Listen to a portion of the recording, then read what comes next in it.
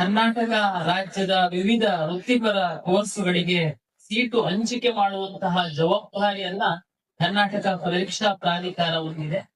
ಹಾಗಾಗಿ ಕರ್ನಾಟಕ ಪರೀಕ್ಷಾ ಪ್ರಾಧಿಕಾರಕ್ಕೆ ಸಹ ಒಂದು ಅವಕಾಶವನ್ನ ಕಲ್ಪಿಸಿಕೊಟ್ಟಿದ್ದಾರೆ.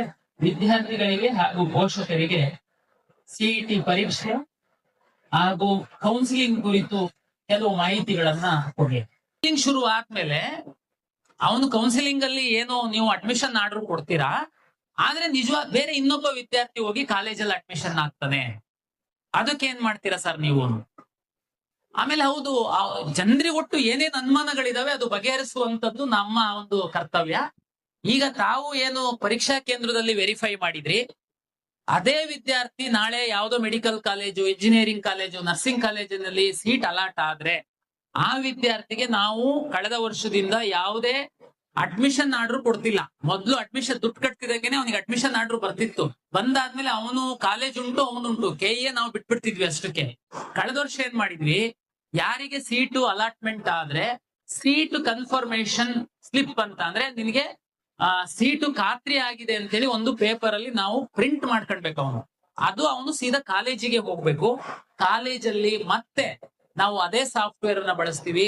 ಯಾರು ಅರ್ಜಿ ಹಾಕಿದ್ದ, ಯಾರು ಪರೀಕ್ಷೆ ಬರೆದಿದ್ದ, ಕಾಲೇಜಿಗೆ ಯಾವ ವಿದ್ಯಾರ್ಥಿ ಹೋಗಿದ್ದಾನೆ, ಅವನದು ಫೋಟೋನ ಅಲ್ಲಿ ಲೈವ್ ಫೋಟೋ ಅವನದನ್ನ ಚೆಕ್ ಮಾಡ್ತೀವಿ. ಅವನೇ ಬಂದಿದ್ದಾನೆ ಅಂತಂದ್ರೆ ಅಲ್ಲಿ ಅಡ್ಮಿಷನ್ ಆರ್ಡರ್ ಜನರೇಟ್ ಆಗುತ್ತೆ.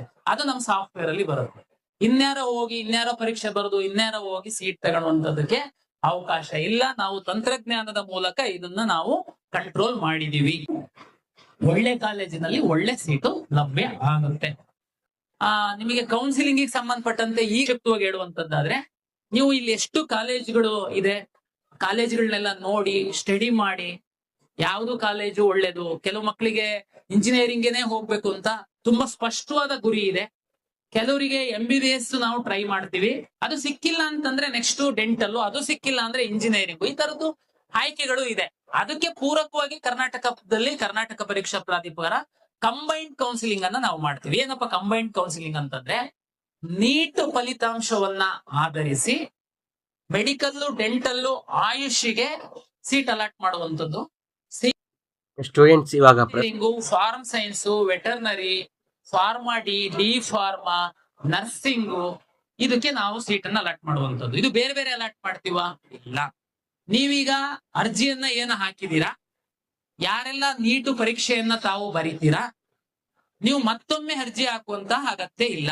ಒಂದ್ಸರಿ ನಿಮ್ದು ನೀಟ್ ರಿಸಲ್ಟ್ ಬರ್ತಿದ್ದಂಗೆನೆ ನ್ಯಾಷನಲ್ ಟೆಸ್ಟಿಂಗ್ ಏಜೆನ್ಸಿಯವರೇನು ನೀಟು ಪರೀಕ್ಷೆಯನ್ನ ಕಂಡಕ್ಟ್ ಮಾಡ್ತಾರೆ, ಅವರು ಕರ್ನಾಟಕ ರಾಜ್ಯದ ಇಡೀ ದೇಶದ ಎಷ್ಟು ಜನ ವಿದ್ಯಾರ್ಥಿಗಳು ನೀಟ್ ಪರೀಕ್ಷೆಯನ್ನ ಬರೆದು ಎಲಿಜಿಬಲ್ ಆಗಿದ್ದಾರೆ ಅವ್ರದ್ದು ಡಾಟಾವನ್ನ ನಮಗೆ ಕೊಡ್ತಾರೆ. ನೀವು ಒಂದ್ ವೇಳೆ ನೀಟ್ ಪರೀಕ್ಷೆಯನ್ನ ಬರ್ದಿದ್ರೆ, ನೀವು ನಮ್ಮಲ್ಲಿ ಅರ್ಜಿ ಹಾಕಿದ್ರೆ, ನಾವೇನೆ ನಿಮ್ಮ ಒಂದು ಅರ್ಜಿ ಜೊತೆಗೆ ಆ ನೀಟ್ ರ್ಯಾಂಕ್ ಅನ್ನ ನಾವು ಇನ್ಕಾರ್ಪೊರೇಟ್ ಮಾಡ್ತೀವಿ.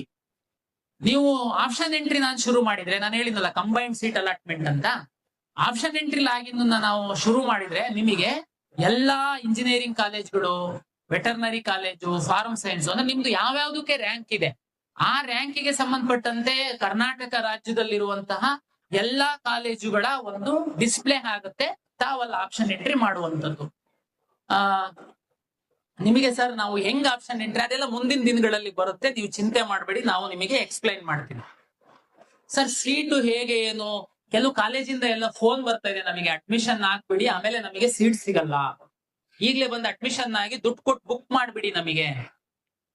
ನನ್ನ ವಿನಂತಿ ಏನು ಅಂತಂದ್ರೆ, ಎಲ್ಲಾ ಕಾಲೇಜ್ಗಳನ್ನ ವಿಸಿಟ್ ಮಾಡಿ, ಇಲ್ಲೇನೆ ನಿಮಗೆ 87-88 ಕಾಲೇಜ್ ಸಿಗುತ್ತೆ, ವಿಸಿಟ್ ಮಾಡಿ, ಸ್ಟಡಿ ಮಾಡಿ.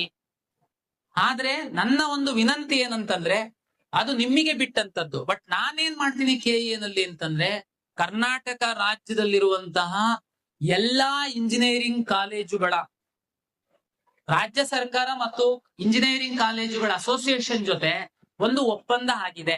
ಆ ಒಪ್ಪಂದದಂತೆ 40-45% ಅಂದ್ರೆ 2 ತರ ಕೆಟಗರಿ ಕಾಲೇಜ್ ಬರುತ್ತೆ, ಮೈನಾರಿಟಿ ಕಾಲೇಜು, ನಾನ್ ಮೈನಾರಿಟಿ ಕಾಲೇಜ್ ಅಂತ. 17 ಗೌರ್ಮೆಂಟ್ ಇಂಜಿನಿಯರಿಂಗ್ ಕಾಲೇಜಸ್ ಇದೆ.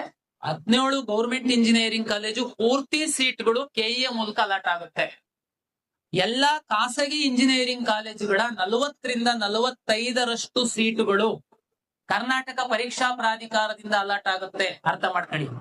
ಅಂದ್ರೆ ಉದಾಹರಣೆ 100 ಸೀಟ್ ಇದೆ ಒಂದು ಕಾಲೇಜಲ್ಲಿ ಅಂತಂದ್ರೆ ನೀವು ನಮ್ಮ ಮುಖಾಂತರನೇ 40-45 ಸೀಟು ಕೆಇಎ ಮೂಲಕ ಅಲಾಟ್ ಆಗುತ್ತೆ. ಉಳಿದಿದ್ದು 30% ಕಾಮೆಟ್ ಕೆ ಮೂಲಕ, ಉಳಿದಿದ್ದ ರಿಮೈನಿಂಗ್ ಏನು 25% 20% ಮೈನರ್ ಡಿಫರೆನ್ಸ್ ಆಗುತ್ತೆ. ಅದು ಅವ್ರ ಕಾಲೇಜ್ ಮ್ಯಾನೇಜ್ಮೆಂಟ್ ಇಂದ ಅಡ್ಮಿಷನ್ ಮಾಡ್ಕೊಳ್ಳೋದಕ್ಕೆ ಅವ್ರಿಗೆ ಅಧಿಕಾರ ಇದೆ, ಅಗ್ರಿಮೆಂಟ್ ತರ. ನಿಮ್ಮ ಮಕ್ಕಳು ಒಳ್ಳೆ ರ್ಯಾಂಕ್, ಉದಾಹರಣೆಗೆ ಕಳೆದ ವರ್ಷ 78,000-80,000 ಸೀಟ್ಗಳು ಕೆಇಎ ಪಾಲಿಗಿತ್ತು. ಇಂಜಿನಿಯರಿಂಗ್ ಮಾತ್ರ ಹೇಳ್ತೀನಿ ನಾನು. ಈ ಸೀಟ್ಗಳನ್ನ ನಾವು ಅಲಾಟ್ ಮಾಡಿದೀವಿ ಮೆರಿಟೋರಿಯಸ್ ಸ್ಟೂಡೆಂಟ್ಗೆ ರಿಸರ್ವೇಶನ್ ಪ್ರಕಾರ. ಅಷ್ಟು ಹಾರಿ ಬಿದ್ದು ರಿಸಲ್ಟ್ ಬರೋದಕ್ಕಿಂತ ಮೊದ್ಲೇ ಹೋಗಿ ಅಡ್ಮಿಷನ್ ಆಗಿ, ಅಲ್ಲ ನಿಮಗೆ ತುಂಬಾ ಕ್ಲಾರಿಟಿ ಇದೆ, ಇಲ್ಲ ನಾವು ಒಳ್ಳೆ ಕಾಲೇಜ್ ಬೇಕು, ನಮ್ಮ ಮಗುಗೆ ಮ್ಯಾನೇಜ್ಮೆಂಟ್ ಸೀಟ್ ಅಲ್ಲಿ ಅಡ್ಮಿಷನ್ ಮಾಡಿಸಿ ನಾವು ಬಿಟ್ಬಿಡ್ತೀವಿ, ನಿಮ್ ಕೆಇಎ ಕೌನ್ಸಿಲಿಂಗ್ ಅಲ್ಲಿ ಭಾಗವಹಿಸಲ್ಲ, ನಮಗೆ ಆಸಕ್ತಿ ಇಲ್ಲ, ಸುಮ್ನೆ ಒಂದು ಇರ್ಲಿ ಅಂತೇಳಿ ಒಂದು ಸಿಇಟಿ ಬರ್ದಿದೀವಿ, ನೋ ಪ್ರಾಬ್ಲಮ್, ಹೋಗಿ ತಾವು ಸಿಇಟಿ ಬರ್ದಿದೀವಿ, ಇಲ್ಲಿ 75,000-80,000 ಸೀಟು ಕೆಇಟಿ ಮೂಲಕ ಕೆಇಎ ಮೂಲಕ ಅಲಾಟ್ ಆಗುತ್ತೆ, ನಾವು ಸ್ವಲ್ಪ ವೆಯ್ಟ್ ಮಾಡಿ ಅಡ್ಮಿಷನ್ ಮಾಡಿಸ್ತೀವಿ ಅಂತಂದ್ರೆ ದಯಮಾಡಿ ವೆಯ್ಟ್ ಮಾಡಿ ಅಡ್ಮಿಷನ್ ಮಾಡಿಸಿ ಅನ್ನುವಂಥದ್ದು ನನ್ನ ವಿನಂತಿ. ಆಮೇಲೆ ಸರ್ ಯಾವ ಕಾಲೇಜಿಗೆ ಎಷ್ಟು ಕಟ್ ಆಫ್ ಸಿಕ್ಬೋದು, ಲಾಸ್ಟ್ ಯಾವ ಗ್ರೂಪಿಗೆ ಎಷ್ಟು ನಿಂತಿತ್ತು ಇಂಥದ್ದು ಗೊತ್ತಾ ಇದ್ರೆ ಪೇರೆಂಟ್ಸ್ ಗೆಲ್ಲ ಟೆನ್ಷನ್ ಅಲ್ಲಿ ಇರ್ತೀರಾ, ನನಗೆ ಗೊತ್ತು. ದಯಮಾಡಿ ತಾವು ಫ್ರೀ ಇದ್ರೆ ನಮ್ ಕೆಇಎ ವೆಬ್ಸೈಟ್ ಅಲ್ಲಿ ಹೋಗಿ ಕಳೆದ ವರ್ಷದ್ದು, ಅದಕ್ಕಿಂತ ಹಿಂದಿನ ವರ್ಷದ್ದು college wise, group wise, round wise cut off ಇದೆ, ತಾವು ಸ್ಟಡಿ ಮಾಡಿ. ಯಾವ್ದು ಓದೋರಿಗೆ ಯಾವ ರ್ಯಾಂಕಿಂಗ್ ನಿಂತಿತ್ತು, ಯಾವ ರ್ಯಾಂಕ್ ಒಂದು ಚೀಟಿನಲ್ಲಿ ಬರ್ಕಡಿ, ನಿಮಗೊಂದು ಐಡಿಯಾ ಬರುತ್ತೆ. ನಾನು ಇಂಜಿನಿಯರಿಂಗ್ ಇಂದ ಹೇಳಿದೆ. ಮೆಡಿಕಲ್ಗೆ ಸಂಬಂಧಪಟ್ಟಂತೆ ಸ್ಟೂಡೆಂಟ್ಸ್ ಲಾಸ್ಟ್ ಇಯರ್ದು ನೀವು first round, second round, third ರೌಂಡಲ್ಲಿ ನಿಮ್ಮ ರ್ಯಾಂಕಿಗೆ ಯಾವ ಕಾಲೇಜ್ ಸಿಕ್ಕಿತ್ತು ಅಂತ ನೀವು ನೋಡ್ಕೊಳ್ಬೇಕಂದ್ರೆ ಕೆಇಎ ಚಾರ್ಟ್ ಬಾಟ್ ಅಂತ ಇದೆ. ಸೊ ಕಾಲೇಜ್ ಅಣ್ಣ ಗೈಡ್ ಯೂಟ್ಯೂಬ್ ಚಾನಲಲ್ಲಿ ಅದ್ರ ಬಗ್ಗೆ ಕೂಡ ವಿಡಿಯೋ ಮಾಡಿದ್ದೀನಿ. ರಿಯಲ್ ಆಗಿ ಈ ವರ್ಷದ್ದು ಒಂದು ಸ್ಟೂಡೆಂಟ್ಸು ರ್ಯಾಂಕ್ ತೊಗೊಂಡ್ಬಿಟ್ಟು ಕೆಟಗಿರಿ ತೊಗೊಂಡ್ಬಿಟ್ಟು ಇಂಜಿನಿಯರಿಂಗಲ್ಲಿ ಹೋದ ವರ್ಷ ಅವ್ರಿಗೆ ಯಾವ ಕಾಲೇಜ್ ಸಿಕ್ಕಿತ್ತು, ಈ ವರ್ಷ ಯಾವುದೆಲ್ಲ ಕಾಲೇಜ್ ಸಿಗ್ಬೋದು, ಆಪ್ಷನ್ ಎಂಟ್ರಿ ಲಿಸ್ಟ್ನ ಹೇಗೆ ರೆಡಿ ಮಾಡಬೇಕು ಅನ್ನೋದನ್ನ ನಾನು ಹೇಳಿದ್ದೀನಿ. ಈ ವಿಡಿಯೋ ಡಿಸ್ಕ್ರಿಪ್ಷನಲ್ಲೂ ಆ ವಿಡಿಯೋ ಲಿಂಕ್ ಕೊಟ್ಟಿರ್ತೀನಿ, ನೋಡ್ಕೊಳ್ಳಿ. ಮತ್ತು ಈ ವಿಡಿಯೋ ಡಿಸ್ಕ್ರಿಪ್ಷನಲ್ಲಿ ವಾಟ್ಸಪ್ ಗ್ರೂಪ್ ಲಿಂಕ್ ಕೂಡ ಕೊಟ್ಟಿರ್ತೀನಿ, ಅಲ್ಲೂ ಕೂಡ ಚೆನ್ನಾಗಿ ಇಂಪಾರ್ಟೆಂಟ್ ಅಪ್ಡೇಟ್ಸ್ನ ಬೇಗ ಶೇರ್ ಮಾಡಿರ್ತೀವಿ. ಮತ್ತೆ ಇನ್ನೊಂದು ಏನಂತಂದರೆ, ನಿಮ್ಗೇನು ಕ್ವಶನ್ಸ್ ಇಲ್ಲ ಅಂತಂದ್ರು ಥ್ಯಾಂಕ್ ಯು ಸರ್ ಅಂತ ಕಮೆಂಟ್ ಹಾಕಿರಿ. ಏನಕ್ಕಂತಂದರೆ ನಾವು ಶೇರ್ ಮಾಡೋ ಇನ್ಫಾರ್ಮೇಷನ್ ನಿಮಗೆ ಕರೆಕ್ಟಾಗಿ ರೀಚ್ ಆಗ್ತಿದೆ. ಇನ್ನೂ ಬೇಗ ಚೆನ್ನಾಗಿರೋ ಇನ್ಫಾರ್ಮೇಷನ್ ಅಂತಂದರೆ ಕರೆಕ್ಟ್ ಆಗಿರೋ ಇನ್ಫಾರ್ಮೇಷನ್ ನಿಮಗೆ ತಲುಪಿಸೋಣ ಅನ್ನೋ ಇದರಲ್ಲಿ ನಮ್ಮ ಟೀಮ್ ವರ್ಕ್ ಮಾಡ್ತಾ ಇರುತ್ತೆ. ಮತ್ತು ಸಬ್ಸ್ಕ್ರೈಬ್ ಮಾಡೋದನ್ನ ಮರೆಯೋಕೆ ಹೋಗಬೇಡಿ. ಏನಕ್ಕಂತಂದರೆ ಸಬ್ಸ್ಕ್ರೈಬ್ ಮಾಡೋದ್ರಿಂದ ನಿಮ್ದೇನು ಲಾಸ್ ಆಗೋದಿಲ್ಲ. ಬಟ್ ಏನಂತ ಅಂತಂದರೆ ನಾವು ಶೇರ್ ಮಾಡ್ತಿರೋ ಇನ್ಫಾರ್ಮೇಷನ್ನು ನಿಮಗೆ ಕರೆಕ್ಟ್ ರೀಚ್ ಆಗ್ತಿದೆ ಅಂತ ನಿಮ್ಮ ಸಬ್ಸ್ಕ್ರೈಬಿಂದ ನಮಗೆ ಗೊತ್ತಾಗ್ತಾ ಇರುತ್ತೆ. ಸೊ ಅದಕ್ಕೋಸ್ಕರ ಏನು ಮಾಡ್ತೀರಾ ಅಂತಂದರೆ ಕಾಲೇಜ್ ಅಣ್ಣ ಗೈಡ್ ಯೂಟ್ಯೂಬ್ ಚಾನಲ್ ಸಬ್ಸ್ಕ್ರೈಬ್ ಮಾಡಿ, ಇನ್ನೂ ವಿಡಿಯೋ ಅದೇ ಕಂಟಿನ್ಯೂ ಆಗಿ ನೋಡ್ತಾ ಹೋಗಿ. ಐಡಿಯಾ ಬರುತ್ತೆ. ನಾನು ಇಂಜಿನಿಯರಿಂಗ್ ಇಂದ ಹೇಳಿದೆ. ಮೆಡಿಕಲ್ಗೆ ಸಂಬಂಧಪಟ್ಟಂತೆ, ಡೆಂಟಲ್ಗೆ ಸಂಬಂಧಪಟ್ಟಂತೆ, ಆಯುಷ್ಗೆ ಸಂಬಂಧಪಟ್ಟಂತೆ, ಈ ಮೆಡಿಕಲ್, ಡೆಂಟಲ್, ಆಯುಷ್ಗೆ ಸಂಬಂಧಪಟ್ಟಂತೆ ಎಲ್ಲ ವಿದ್ಯಾರ್ಥಿಗಳಿಗೆ, ಪೋಷಕರಿಗೆ ನಾನು ವಿಶೇಷವಾಗಿ ನಿಮ್ಮ ಗಮನಕ್ಕೆ ತರಲಿಕ್ಕೆ ಪ್ರಾಧಿಕಾರದಿಂದ ಬಯಸ್ತೀನಿ. ಈ 3 ಕೋರ್ಸುಗಳ 100% ಸೀಟು ಕರ್ನಾಟಕ ಪರೀಕ್ಷಾ ಪ್ರಾಧಿಕಾರದ ಮೂಲಕವೇ ಅಲಾಟ್ ಆಗುವಂತದ್ದು. ಇವತ್ತು 2022ಕ್ಕಿಂತ ಪೂರ್ವದಲ್ಲಿ ಡೈರೆಕ್ಟ್ ಸೂಟ್ ಕೇಸ್ ತಗೊಂಡೋಗಿ ಕಾಲೇಜಿಗೆ ಮ್ಯಾನೇಜ್ಮೆಂಟ್ ಅಲ್ಲಿ ಅಡ್ಮಿಷನ್ ಮಾಡಿಸ್ತಾ ಇದ್ರಿ. ಇವತ್ತು ಕೆಲವರಿಗೆ, ಹಳೆ ಕಾಲದವರಿಗೆ ಅದೇ ಮೈಂಡ್ ಸೆಟ್ ಇದೆ. ಯಾವುದು ನೀವು ನೇರ ಕಾಲೇಜು ಮ್ಯಾನೇಜ್ಮೆಂಟ್, ಕಾಲೇಜ್ ಪ್ರಿನ್ಸಿಪಾಲಿಗೆ ಹೋಗಿ ತಾವು ಸೂಟ್ ಕೇಸ್ ತಗೊಂಡ್ ಮ್ಯಾನೇಜ್ಮೆಂಟ್ ಸೀಟ್ ಕೊಡಿ ಅಂತ ಕೇಳಿದ್ರೆ ಖಂಡಿತ ಅವರು ಒಪ್ಪಲ್ಲ. ಅವ್ರು ಹೇಳ್ತಾರೆ ಇಲ್ಲ, ನಿಯಮ ಚೇಂಜ್ ಆಗಿದೆ, ನಿಮ್ಮ ನೀಟ್ ರ್ಯಾಂಕ್ ಆಧಾರದ ಮೇಲೆ ಕೆಇಎ ಅವರು ಅಲಾಟ್ ಮಾಡ್ತಾರೆ, ದಯಮಾಡಿ ಕೆಇಎಗೆ ಹೋಗಿ ಅಂತ.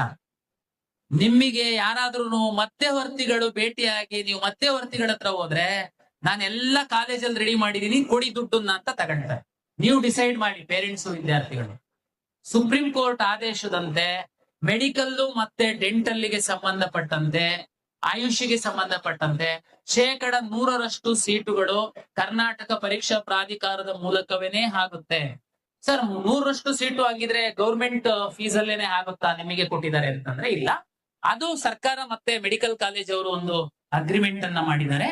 ಅದ್ರ ಪ್ರಕಾರ ಗೌರ್ಮೆಂಟ್ ಕಾಲೇಜ್ಗಳಲ್ಲಿ 85% ಸೀಟುಗಳು ಕೆಇಎ ಮೂಲಕ ಅಲಾಟ್ ಆಗುತ್ತೆ. 15% ಗೌರ್ಮೆಂಟ್ ಕಾಲೇಜ್ಗಳ ಸೀಟು ಎಂಸಿಸಿ ಮೂಲಕ ಅಲಾಟ್ ಆಗುತ್ತೆ. ಸರ್ಕಾರನೇ ಫೀಸ್ ಫಿಕ್ಸ್ ಮಾಡುತ್ತೆ. ಖಾಸಗಿ ಕಾಲೇಜುಗಳಲ್ಲಿ 40% ಸೀಟುಗಳು ಕೆಇಎ ಮೂಲಕ ಸರ್ಕಾರಿ ಕೋಟದ ಸೀಟು ಅಂತ ಅವರು ಬಿಟ್ಟುಕೊಡ್ತಾರೆ. ಅದರಲ್ಲಿ ಸಣ್ಣ ಲಿಂಗ್ವಿಸ್ಟಿಕ್ ಮತ್ತೆ ರಿಲಿಜಿಯಸ್ ಮೈನಾರಿಟಿ ಕಾಲೇಜು ಕೆಲವಿದಾವೆ. ಅದರಲ್ಲಿ ಮಾತ್ರ ಸೀಟ್ ಶೇರಿಂಗ್ ಅಲ್ಲಿ ಸ್ವಲ್ಪ ವ್ಯತ್ಯಾಸ ಇದೆ. ಅವರು 25% ಮಾತ್ರ ಕೊಡ್ತಾರೆ. ಉಳಿದ ಎಲ್ಲ ಮೆಡಿಕಲ್ ಕಾಲೇಜ್ ಅವರು ನಮಗೆ 40% ಅಷ್ಟು ಸೀಟು, ಡೆಂಟಲ್ ಅವರು 35% ಅಷ್ಟು ಸೀಟು ನಿಮ್ಮ ಮಕ್ಕಳಿಗೆ ಮೆರಿಟೋರಿಯಸ್ ಸ್ಟೂಡೆಂಟ್ ಗೆ ಬಿಟ್ಟು ಕೊಡ್ತಾರೆ. ಅದಕ್ಕೆ ಫೀಸು ಸಹ ಸರ್ಕಾರ ಫಿಕ್ಸ್ ಮಾಡುತ್ತೆ. ತಮ್ಗೆಲ್ಲ ಗೊತ್ತಿದೆ, ನಾಮಿನಲ್ ಫೀಸ್ ಇರುತ್ತೆ, ತುಂಬಾ ಜಾಸ್ತಿ ಇರಲ್ಲ. ಇನ್ನ ಉಳಿದಂತಹ ಈ ನಮಗೆ 40% ಕೊಟ್ಟಾದ್ಮೇಲೆ ಇನ್ನ ಉಳಿದ 40% ಸೀಟನ್ನ ಹೈಯರ್ ಫೀಸ್ ಸೀಟ್ ಅಂತೇಳಿ ಇಡ್ತಾರೆ. ಅದು ಸಹ ನಮ್ಮ ಮೂಲಕನೇ ಅಲಾಟ್ ಆಗುತ್ತೆ. ಫೀಸು ಸರ್ಕಾರನೇ ಫಿಕ್ಸ್ ಮಾಡುತ್ತೆ. ಅಂದ್ರೆ ಅವ್ರ ಜೊತೆ ಒಂದು ಒಮ್ಮತದ ಅಭಿಪ್ರಾಯಕ್ಕೆ ಬಂದೇ ಫಿಕ್ಸ್ ಮಾಡುತ್ತೆ. ಕಳೆದ ವರ್ಷ ತಮ್ಗೆ ಗೊತ್ತು 12 ಲಕ್ಷ ಚಿಲ್ಲರೆ ಆ ಫೀಸ್ ಇತ್ತು. ಅಲ್ಲಿಗೆ 40 80 ಆದ್ರೆ ಇನ್ನು ಉಳಿದಂತಹ 20% ಸೀಟ್ ಏನಿದೆ ಅದರಲ್ಲಿ 15ರಷ್ಟು NRI ವಿದ್ಯಾರ್ಥಿಗಳಿಗೆ, 5ರಷ್ಟು ಮಾತ್ರ ಮ್ಯಾನೇಜ್ಮೆಂಟ್ ವಿದ್ಯಾರ್ಥಿಗಳಿಗೆ ಅಂತೇಳಿ ನಿಗದಿ ಆಗಿದೆ. ಆ ಫೀಸು ಮಾತ್ರ ಕಾಲೇಜ್ ಅವರೇ ಫಿಕ್ಸ್ ಮಾಡ್ತಾರೆ. ಫೀಸು ಮಾತ್ರ ಕಾಲೇಜ್ ಅವರು ಫಿಕ್ಸ್ ಮಾಡಿ ನಮಗೆ ಕೊಡ್ತಾರೆ. ನಾವು ನಮ್ಮ ವೆಬ್ಸೈಟ್ ಅಲ್ಲಿ ನಿಮಗೆ ಹಾಕ್ತಿವಿ. ಆದ್ರೆ ಅಡ್ಮಿಷನ್ ಮಾತ್ರ KEA ಮುಖಾಂತರ, ನಿಮ್ಮ ನೀಟ್ ರ್ಯಾಂಕ್ ಮುಖಾಂತರ. ಉದಾಹರಣೆಗೆ ತಾವೊಂದು ಕಾಲೇಜಿಗೆ ಹೋಗ್ಬೇಕು ಅಂತ ನೀವು ಕಾಲೇಜಲ್ಲಿ ಹೋಗಿ ಎಲ್ಲ ಕಾಲೇಜಿಗೆ ಹೋಗಿ ಮಾತಾಡ್ಕೊಂಡು ಬಂದ್ರು ಕಾಲೇಜ್ ಅವ್ರು ನೇರ ಅಡ್ಮಿಷನ್ ಮಾಡಲ್ಲ, KEA ಮುಖಾಂತರ ಬನ್ನಿ ಅಂತ ಹೇಳ್ತಾರೆ. ನಿಮ್ ಮಗುದು 8 ಲಕ್ಷ ರ್ಯಾಂಕ್ ಇದೆ, ನೀವು ದುಡ್ಡು ಕೊಡೋದಕ್ಕೆ ರೆಡಿ ಇದ್ದೀರಾ ಮ್ಯಾನೇಜ್ಮೆಂಟ್ ಸೀಟಿಗೆ, ಕಾಲೇಜ್ ಅವ್ರು ಹೇಳಿದರೆ KEA ಮೂಲಕ ಬನ್ನಿ ಅಂತ. ನೀವು ಫುಲ್ ಜೋಶ್ ಅಲ್ಲಿ, ನಾವು ಕಾಲೇಜಲ್ಲೆಲ್ಲ ಮಾತಾಡಿದೀವಿ, ನಾವೊಂದು ಬುಕ್ ಮಾಡಿದೀವಿ ಸೀಟು, ಆ ಕಾಲೇಜ್ ಅವ್ರು ಒಪ್ಪಿದ್ದಾರೆ, ಜಸ್ಟ್ KEA ಮುಖಾಂತರ ಬನ್ನಿ ಅಂತ ಹೇಳಿದ್ದಾರೆ. KEA ಕೌನ್ಸಿಲಿಂಗ್ ಅಲ್ಲಿ ಭಾಗವಹಿಸ್ತೀರಾ, ಅಲ್ಲಿ 2 ಮ್ಯಾನೇಜ್ಮೆಂಟ್ ಸೀಟ್ ಇದೆ. ನಿಮ್ ಮಗುದು 8 ಲಕ್ಷದ್ದು ಸೀಟ್ ಇದೆ, 8 ಲಕ್ಷ ರ್ಯಾಂಕ್ ಇದೆ. ಇಬ್ರು ವಿದ್ಯಾರ್ಥಿಗಳು 6 ಲಕ್ಷ, ನಿಮ್ಗಿಂತ ಕಡಿಮೆ ಇರುವಂತಹ 6 ಲಕ್ಷದ ವಿದ್ಯಾರ್ಥಿಗಳು ಅದೇ ಕಾಲೇಜಿನ ಮ್ಯಾನೇಜ್ಮೆಂಟ್ ಸೀಟಿಗೆ ಆಪ್ಷನ್ ಎಂಟ್ರಿ ಮಾಡಿದ್ರೆ, ನೀವು ಮ್ಯಾನೇಜ್ಮೆಂಟ್ ಹತ್ರ ಮಾತಾಡ್ಕೊಂಡು ಬಂದಿದ್ರು ನಿಮಗೆ ನಾವು ಸೀಟ್ ಕೊಡಲ್ಲ. ನಾವು ಅಂದ್ರೆ ನಮ್ ಸಾಫ್ಟ್ವೇರ್ ಕೊಡಲ್ಲ. ಅದು ಯಾರು ಕಡಿಮೆ ರ್ಯಾಂಕ್ ಇರೋರಿಗೆ ಅವ್ರಿಗೆ ಅಲರ್ಟ್ ಆಗುತ್ತೆ. ಹಾಗಾಗಿ ಪೋಷಕರು ವಿದ್ಯಾರ್ಥಿಗಳು ಮೆಡಿಕಲ್ ಮ್ಯಾನೇಜ್ಮೆಂಟ್ ಅಲ್ಲಿ ಅಡ್ಮಿಷನ್ ಮಾಡಿಸುವಂತವ್ರು ದುಡ್ಡಿದ್ರೆ ಮಾತ್ರ ಸಾಕಾಗಲ್ಲ, ನಿಮ್ಮ ಮಗುವಿನ ರ್ಯಾಂಕ್ ಸಹ ಇರಬೇಕು. ಹಾಗಾಗಿ ಇದು ಸಹ ಅಷ್ಟೇನೆ, ಕಾಲೇಜಿಂದ ಕಾಲೇಜಿಗೆ ಮ್ಯಾನೇಜ್ಮೆಂಟ್ ಮತ್ತೆ NRI ಸೀಟ್ಗಳದ್ದು ಫೀಸು ವ್ಯತ್ಯಾಸ ಇದೆ. ಕಾಲೇಜ್ ಅವರಿಗೆ ಸರ್ಕಾರ ಪೂರ್ಣ ಸ್ವತಂತ್ರವನ್ನ ಕೊಟ್ಟಿದೆ. ಅವರು ಎಷ್ಟು ಬೇಕಾದ್ರೂ ಡಿಕ್ಲೇರ್ ಮಾಡಬಹುದು. ಮ್ಯಾಕ್ಸಿಮಮ್ 45 ಲ್ಯಾಕ್ ಕಳೆದ ವರ್ಷ ಸರ್ಕಾರ ನಿಗದಿ ಮಾಡಿಸಿತ್ತು, ಅದರಂತೆ ಅವರು ಡಿಕ್ಲೇರ್ ಮಾಡ್ತಾರೆ. ಕರ್ನಾಟಕ ರಾಜ್ಯದಲ್ಲಿ ಪ್ರೈವೇಟ್ ಯೂನಿವರ್ಸಿಟಿ ಮೆಡಿಕಲ್ ಕಾಲೇಜ್ಗಳು ಸಹ ಇದಾವೆ. ಸೀಟ್ ಶೇರಿಂಗ್ ಅಲ್ಲಿ ಮತ್ತೆ ಫೀಸ್ ಅಲ್ಲಿ ಸ್ವಲ್ಪ ಅಗತ್ಯ ಇಲ್ಲ. ನಾನಿಲ್ಲಿ ಮೆಡಿಕಲ್, ಡೆಂಟಲ್, ಆಯುಷ್ 100% ಸೀಟು ನಮ್ಮ ಮುಖಾಂತರ ಅಲಾಟ್ ಆಗುತ್ತೆ. ಹಾಗಾಗಿ ತಾವು ಕಾಲೇಜ್ಗಳನ್ನೆಲ್ಲ ಸ್ಟಡಿ ಮಾಡಿ, ಕಳೆದ ವರ್ಷದ ಕಾಲೇಜ್ಗಳ ಎಲ್ಲ ರ್ಯಾಂಕ್ ಅನ್ನ ಸ್ಟಡಿ ಮಾಡಿ, ನಿಮ್ಮ ಮಗುದು ನೀಟ್ ರ್ಯಾಂಕ್ ಆಧಾರದ ಮೇಲೆ ತಾವು ಮೆಂಟಲಿ ರೆಡಿ ಆಗಿ ನಮ್ಮ ಕೌನ್ಸಿಲಿಂಗ್ ಅಲ್ಲಿ ಭಾಗವಹಿಸಿ ಅಂತನ್ನುವಂಥದ್ದು ನನ್ನ ಒಂದು ವಿನಂತಿ. ಫೇಕ್ ಸರ್ಟಿಫಿಕೇಟ್ ಮಾಡ್ಸಕ್ ಹೋಗಿ ಮೆಡಿಕಲ್ ಅಲ್ಲಿ PH ಅಂತೇಳಿ ಫೇಕ್ ಮೆಡಿಕಲ್ ಸರ್ಟಿಫಿಕೇಟ್ ಮಾಡಿಸಿದ್ ಲಾಸ್ಟ್ ಇಯರ್ ನಿಮ್ಗೆಲ್ಲ ಗೊತ್ತಿದೆ, ಪೇಪರ್ ಅಲ್ಲಿ ನೋಡಿದೀರಾ. 26 ವಿದ್ಯಾರ್ಥಿಗಳ ಮೇಲೆ ಕೇಸ್ ಮಾಡಿದೀವಿ, ಮಧ್ಯವರ್ತಿಗಳಿಗೆ ಅರೆಸ್ಟ್ ಮಾಡಿದ್ದಾರೆ. ಆ ವಿದ್ಯಾರ್ಥಿಗಳಿಗೆ ಮೆಡಿಕಲ್ ಮಾತ್ರ ಅಲ್ಲ, ಎಂಟೈರ್ ಕೌನ್ಸಿಲಿಂಗ್ ಅಲ್ಲಿ ಅವ್ರನ್ನ ಹೊರಗಡೆ ಹಾಕಿದೀವಿ ನಾವು. ಆ 2-3 ಪೇರೆಂಟ್ಸ್ ನಮ್ಮ ಹತ್ರ ಬಂದ್ ಆಕ್ಚುಲಿ ಕಣ್ಣೀರ್ ಹಾಕಿದ್ದಾರೆ. ಸರ್, ಊರಲ್ಲಿ ನಾನು ತಲೆ ಎತ್ಕೊಂಡು ಓಡಾಡೋದಕ್ಕೆ ಹಾಕ್ತಾ ಇಲ್ಲ ಸರ್, ನಾನು ಏನ್ ನಿಮ್ದು ಹಿಂಗ ಆಗಿದೆಯಂತೆ ಅಂತೇಳಿ. ದಯಮಾಡಿ ಇಂಥ ಅನ್ಯ ಮಾರ್ಗಗಳಿಗೆ ಹೋಗೋದಕ್ಕೆ ಹೋಗ್ಬೇಡಿ. ನೀವು ಎಂದಿದ್ರು ಸಿಕ್ ಬೀಳ್ತೀರಾ. ನೀವು ರಾಜಮಾರ್ಗದಲ್ಲಿ ಬನ್ನಿ, ಸೀಟ್ ತಗೊಳ್ಳಿ. ನೀವು ಅರ್ಥ ಮಾಡ್ಕೊಳ್ಳಿ, ಇಷ್ಟು ಒಂದು ಟೆಕ್ನಾಲಜಿ ಇದೆ, ಸೋಷಿಯಲ್ ಮೀಡಿಯಾ ಇದೆ, ಇಷ್ಟು ಮಾಧ್ಯಮಗಳಿದಾವೆ. ನೀವು ಹೆಂಗೆ ಏನಾದ್ರೂ ಒಂದ್ ಮಾಡಿ ನಾವು ಸಕ್ಸಸ್ ಆಗ್ಬಿಡ್ತೀವಿ, ತಗೊಂಡ್ಬಿಡ್ತೀವಿ ಅಂತೇಳಿ ಮಧ್ಯವರ್ತಿಗಳಿಗೆ ನಂಬ್ತಾರೆ ಕೆಲವರು. ನಿಮಗೆ ಏನಾದ್ರೂ ಡೌಟ್ ಇತ್ತು ಅಂತಂದ್ರೆ ದಯಮಾಡಿ ತಾವು KEA ಸಂಪರ್ಕ ಮಾಡಿ, ನಾವು ತಮ್ಗೆ ಹೇಳ್ತೀವಿ. ಹಾಗಾಗಿ ಇದು 100% ಪಾರದರ್ಶಕವಾಗಿ ಸೀಟ್ಗಳ ಹಂಚಿಕೆ ಆಗುತ್ತೆ. ಜೊತೆಗೆ ಇಂಜಿನಿಯರಿಂಗ್ ಅಲ್ಲಿ ಸಾಕಷ್ಟು ಸೀಟ್ಗಳು ಕರ್ನಾಟಕ ರಾಜ್ಯದಲ್ಲಿ ಇದೆ. ಆಮೇಲೆ ಆಯ್ಕೆ ಮಾಡುವಂತದ್ರಲ್ಲೂ ಅಷ್ಟೇನೆ, ನೀವು ಕಾಲೇಜು, ಇನ್ಫ್ರಾಸ್ಟ್ರಕ್ಚರ್ ಜೊತೆಗೆ ನಿಮ್ಮ ಮಗು ಉದ್ಯೋಗ ಸಿಗುತ್ತಾ ಮುಂದೆ ಈ ಕೋರ್ಸ್ ಅನ್ನ ಮಾಡಿದ್ರೆ, ಇದು ಎಲ್ಲ ಸ್ವಲ್ಪ ತಿಳುವಳಿಕೆ ಇರೋರಂತರ ಒಂದು ಅಸೆಸ್ ಮಾಡಿ. ಆಮೇಲೆ ಸುಮಾರು ಜನ ನಿಮಗೆ ಮಾರ್ಗದರ್ಶನ ಮಾಡ್ಲಿಕ್ಕೆ, ನೀವು ಮಾರ್ಗದರ್ಶನ ತಗೊಳ್ಳಿ ಬೇರೆಯವ್ರ ಹತ್ರ, ನಂದು ಏನು ಆಕ್ಷೇಪ ಇಲ್ಲ. ಆದ್ರೆ ನಾವು ಸಹ ಆ ಒಂದು ಸಣ್ಣ ಕೆಲಸ ಕಳೆದ ವರ್ಷದಿಂದ ಮಾಡ್ತಾ ಇದೀವಿ. ಪಾಸ್ವರ್ಡ್ ಅನ್ನ ದಯಮಾಡಿ ಯಾರಿಗೆ ಹಂಚೋದಕ್ಕೆ ಹೋಗ್ಬೇಡಿ, ಮಿಸ್ಯೂಸ್ ಮಾಡ್ತಾರೆ. ನಾವು ತುಂಬಾ ಸರಳ ಮಾಡಿದೀವಿ ಆಪ್ಷನ್ ಎಂಟ್ರಿ ಮಾಡುವಂತದ್ದನ್ನ, ತಾವೇ ಮಾಡಿ ಅಂತ.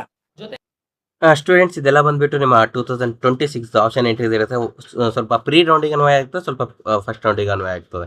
ಇವಾಗ ನೀಟ್ ಪೇಪರ್ಲೆ ಲೀಕ್ ಆಗ್ತಾ ಇದೆ, ಅದಾಗ್ತಾ ಇದೆ ಅಂತಿದ್ರ, ಯಾರೆಲ್ಲ ಪೇರೆಂಟ್ಸ್ ಸ್ಟೂಡೆಂಟ್ಸ್ದು ಅನಿಸಿಕೆ ಇದೆ ಮುಂದೆ ನೀಟ್ ಕೂಡ ನಮ್ಮ KEA ಪ್ರಸನ್ನ ಸರ್ ಅವ್ರ ಅಂಡರಲ್ಲೇ ಆಗ್ಬೇಕಂತ ಯಾರಿಗೆಲ್ಲ ಅವ್ರದ್ದು ಅನಿಸಿಕೆ ಇದೆ ಕಮೆಂಟ್ ಹಾಕ್ಬಿಡಿ ಸರ್ನ.